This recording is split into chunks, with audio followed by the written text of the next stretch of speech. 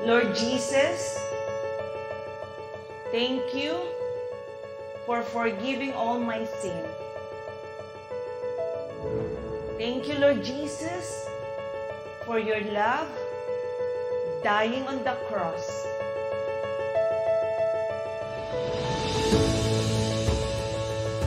Lord Jesus, be my Lord, be my Savior, and be my Master. Thank you, Lord Jesus. Holy Spirit, thank you for your fellowship right now.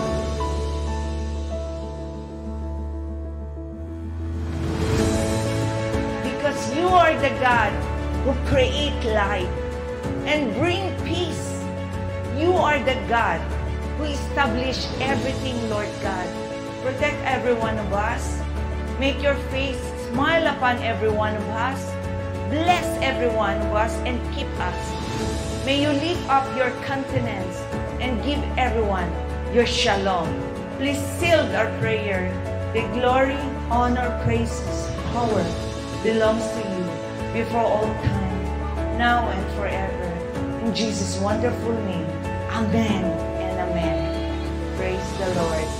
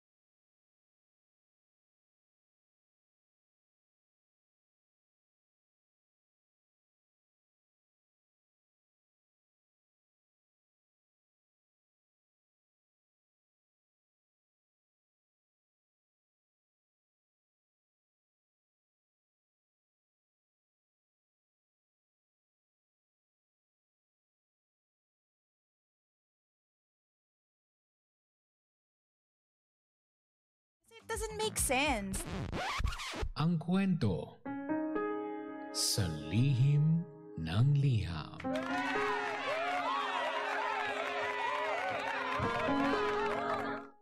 Mahal kong Lindsay. Hi! Itago niyo na lamang po ako sa pangalang Sai. Nakatira po ako sa Batangas, TJ Lindsay. Meron po akong ex-boyfriend at nakilala ko po siya online. 1 buwan na. DJ Lindsay, bago po man yun, matagal na kaming magka-chat. Pero 1 month na kaming naging magkarelasyon. Pinapapunta niya ako sa kanila, pero yun nga lang, medyo malayo ito sa amin. Small world kasi malapit lang nakatira sa kanila yung ex-boyfriend ko. Habang nasa kanila ako, DJ Lindsay, masaya naman kami. Yun nga lang, habang tumatagal, nararamdaman ko na nagbabago siya. Sabi nga nila, malalaman mo ang totoong ugali ng isang lalaki kapag mas matagal na kayong magkarelasyon. Pero itong boyfriend ko, bago pa lang kami pero parang alam ko na kung anong ugali niya. Pasigaw kung kausapin ako. May times din na napapagsalitaan niya ako ng hindi maganda. Akala ko nung una tinetest niya lang ako. Pero yun pala talaga ang pagkatao niya. Di naman niya ako pinapabayaan, DJ Lindsay, kasi pag may time, pinaglalaban niya ako ng mga damit. May times nga na kapag sabay kaming naliligo, binibihisan niya ako. Para akong bata. Bago siya pumasok sa trabaho, sinasabay na niya ako. Lalong-lalo na kapag kakain na. Pinagluluto niya ako.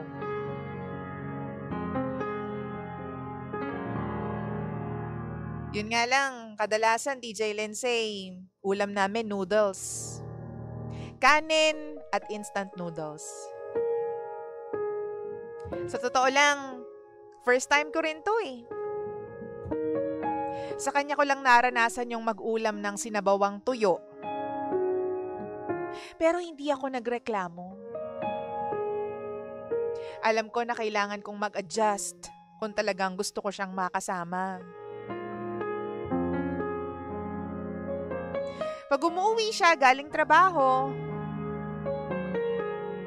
kadalasan ginagabi siya kasi umiinom siya kasama yung barkada. Sinanay ko na yung sarili ko. Pero ito yung bagay na kahit kailan yata hindi ko makakasanayan.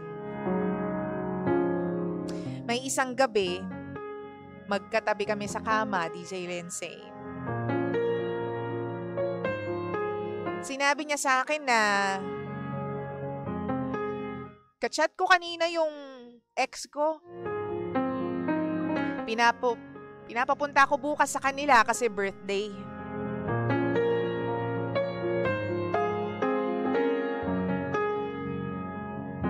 Nagulat ako kasi napaka-casual naman. So hindi na lang ako nagsalita. DJ Lindsay, natulog akong masama ang loob ko. Kinabukasan, nag-decide akong umuwi na sa amin. Hinatid niya naman ako ng sasakyan. Yun nga lang, akala ko hanggang sa bahay ako ihahatid, hindi pala. Hanggang dun lang sa kabilang bayan. Pagsakay ko ulit sa minibus, hindi na ako lumingon sa kanya sa sobrang sama ng loob. Alam mo yung pakiramdam na ginawa ko naman yung lahat? Pinili ko siya kahit hindi komportable ang buhay. Pinili ko siya kesa sa magtrabaho ako. Nagbabiyahe ako ng malayo, pumunta lang sa kanya.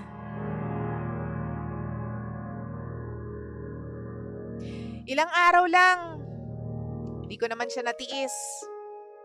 Mahal ko eh. Nagkaayos kami. Pero kasabay nun, nalaman ko na niloloko niya pala ako. Siya pa mismo yung nagpakita sa akin ng ebidensya, DJ Lindsay. Pinakita niya sa akin yung pictures nila ng ex niya. Di ko kinaya. Magkayakap. Naghahalikan. At parang ang saya-saya nilang dalawa. Saan pa ako lulugar? Kaya ako na yung nagdesisyon agad. Maghiwalay na kami. Maghiwalay na lang. Kesa ipilit ko pa yung sarili ko. Ilang buwan ang lumipas, wala na kaming communication noon. Pero nitong July, nagparamdam siya sa akin. Tanong ng tanong kung kamusta na raw ako, kumain na raw ba ako, ano daw ginagawa ko.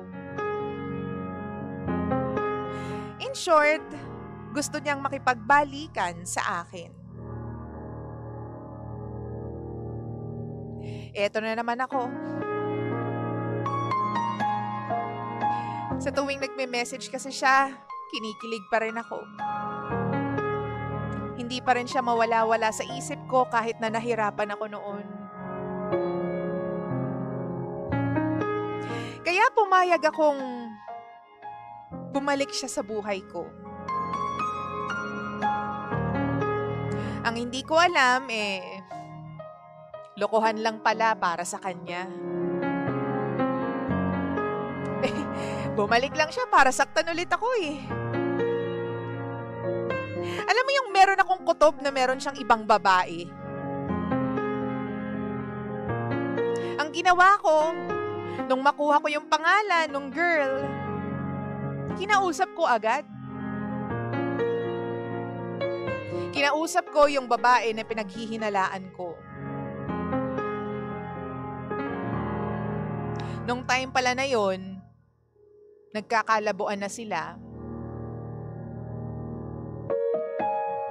Kasi nga daw nasa eksena na ulit ako. Ewan ko ba kung bakit ganun? Bakit parang hindi niya ako kayang mahalin ng ako lang? Ngayon, nararamdaman ko na meron na naman siyang iba.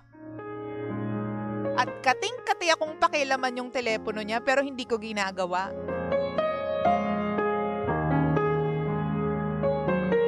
Kasi baka mamaya, kung ano na namang mabasa ko, at masaktan na naman ako.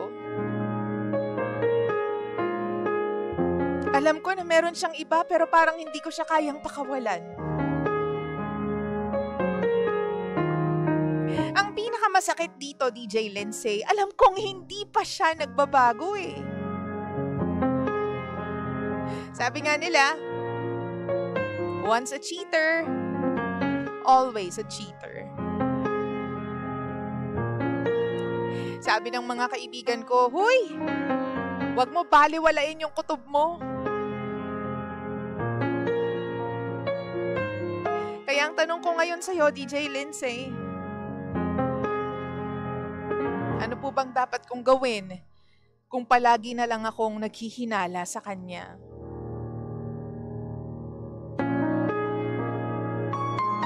Mahal na mahal ko siya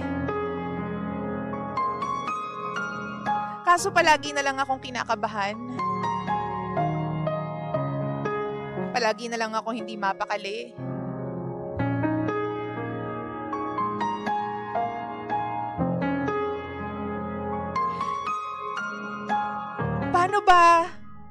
Paano ba yung kailangan kong gawin para seryosohin ako ng lalaki? Para ako lang yung mahalin niya.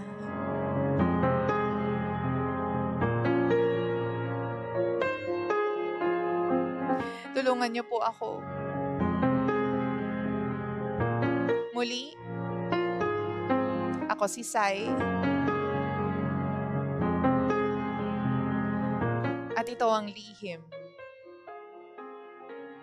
ng aking liham.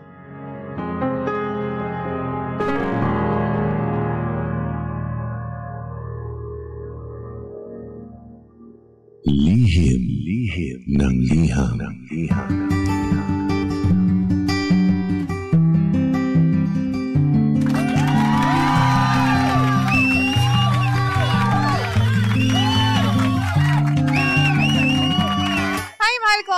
Oras natin sa buong kablongan, checker time 16 Cam Bots! Makaraan po ang alas 9 ng nagmamagandang umaga, 9:16 on the clock. Tayo pa rin po ang isasyong same pero iba! Pangga, we are number 106.7 Energy FM. Pangga, huwag mo sabihin radyo. Sabihin mo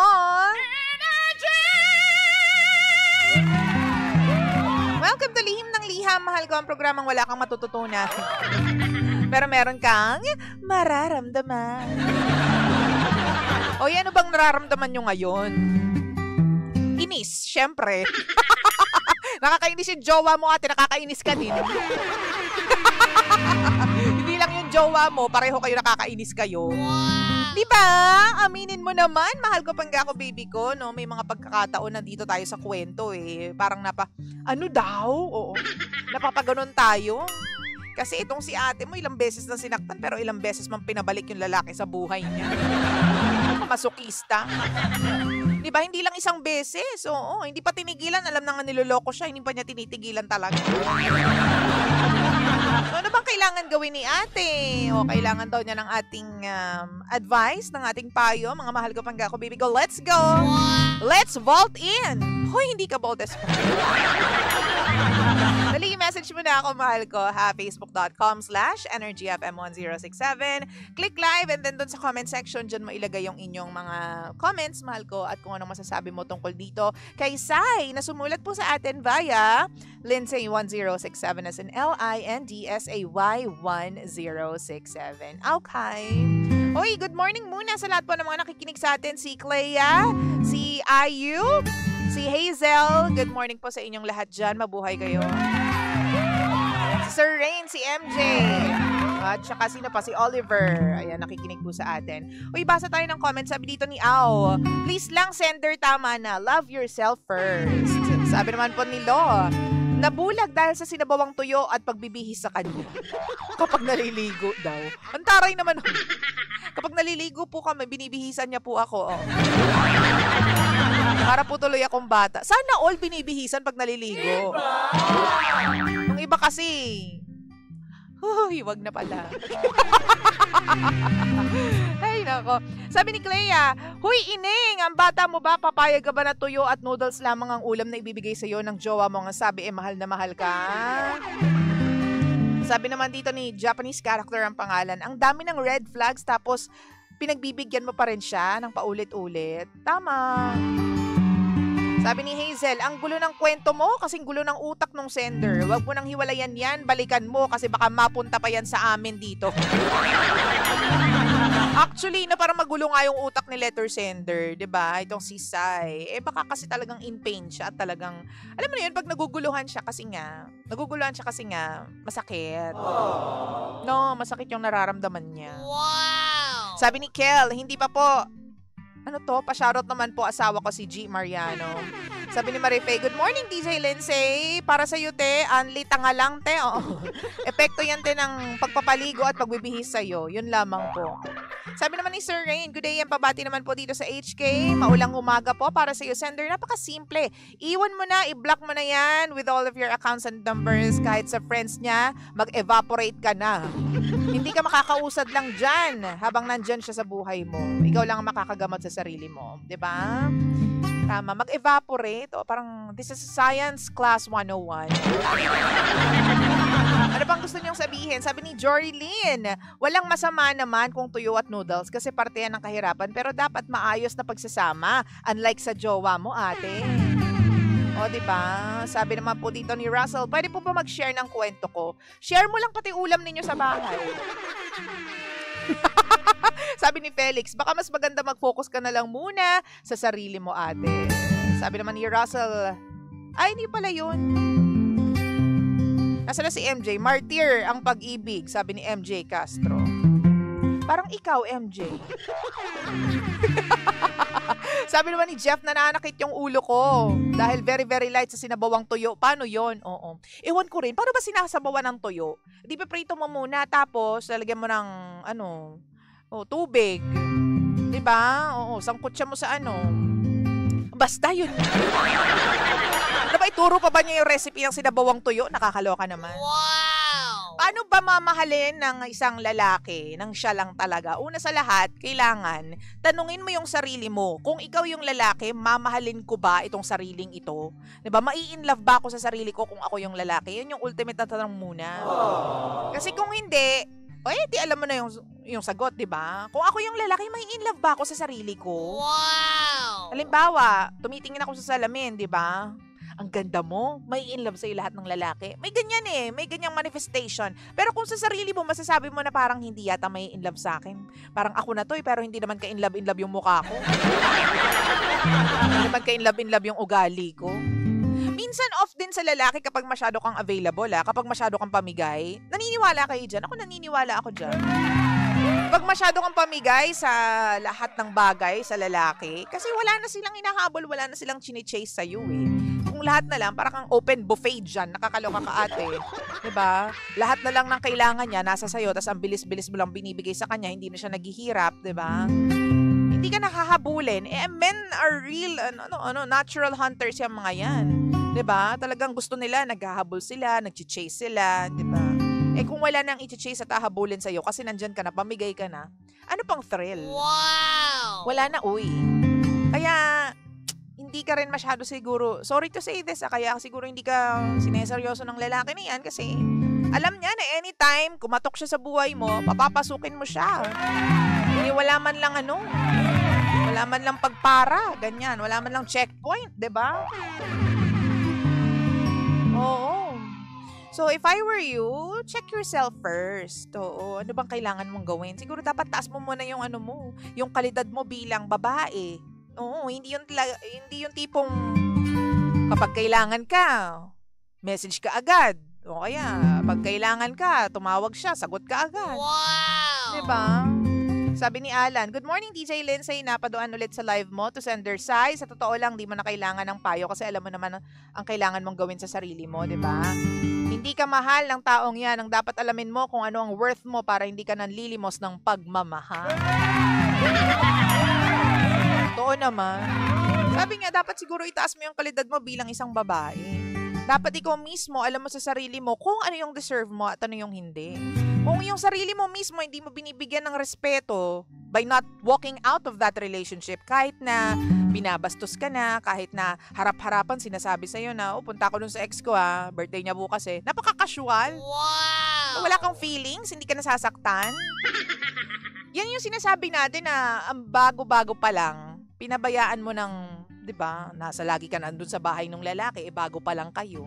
Masyado mong binibigyan siya ng advantage, di ba?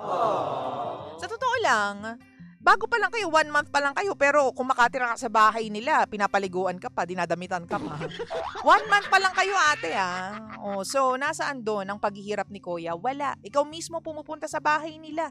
Hindi mo man lang siya pahirapan ng kaunti, di ba? Talagang respeto mo muna yung sarili mo bago ka manghingi ng respeto mula sa ibang tao, lalong-lalo na dyan sa jowa mo na yan, be. Alam mo, patawa-tawa lang kami dito pero ang katotohanan ng buhay, respect yourself. Ilagyan mo ng konting premium yung pagkababae mo, yung pagiging jowa mo sa kanya. Hayaan mong paghirapan ka niya. May rason kung bakit yung mga ninuno natin nagsisibak ng kahoy para lang makuha yung matamis mong oo nung unang panahon. Totoo yan. May rason kung bakit pinahihirapan ng mga tatay ang mga manliligaw ng kanilang mga anak nung unang panahon. Wow! Para makita mo yung worth mo. Di ba? Para makita ng ibang tao na, ayan ay anak ni ganto Ay, kita mo naman pinagsisibak ng kahoy. Kaganda naman kasi.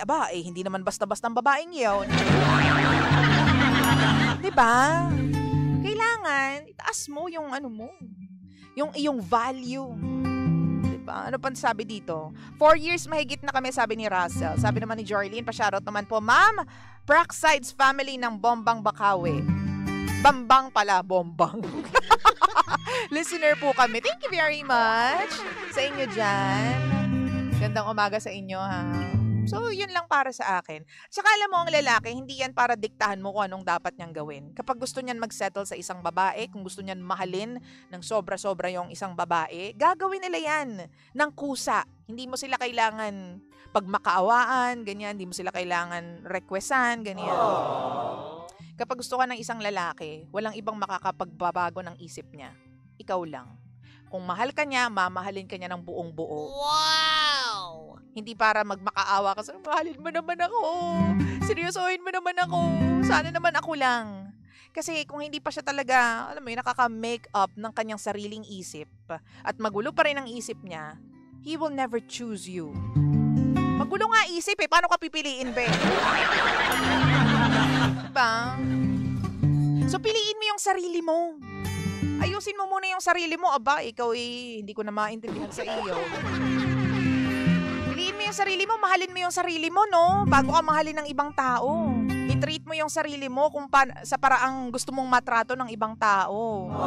Kung mabait ka sa ibang tao, dapat mas mabait ka sa sarili mo kasi iisa lang yan Iisa lang yung katawan mo. Mahalin mo yung sarili mo. Wow! Ganun yun. Sai, sana magising ka na. Nasasayang yung oras mo, nasasayang yung pagmamahal mo na pwede mo sanang ibigay sa ibang tao. Pero binibigay mo sa animal na yan, di ba? Hindi ka naman sineseryoso. Hanggang kailan ka maghihintay? Hanggang kailan mo siya bibigyan ng permission ng ticket na umalis, pumasok sa buhay mo? Wow! Hanggang kailan? Gumising ka. 9:28 ang nagmamagandang umaga. Thank you very much, Sai, sa pagbibigay sa atin ng kwento dito sa Lihim ng Liham. Once again, ito po ang Lihim ng Liham at ako po nag-iisang girlfriend mo sa radio. My name is Lindsay. Giving you something from Celine Dion. This one is called I Love You, Goodbye. This is what you have to say, Sai, to that person. I love you, but I'm letting you go. I love you, but this really won't work. Wish I could be the one who could give you love.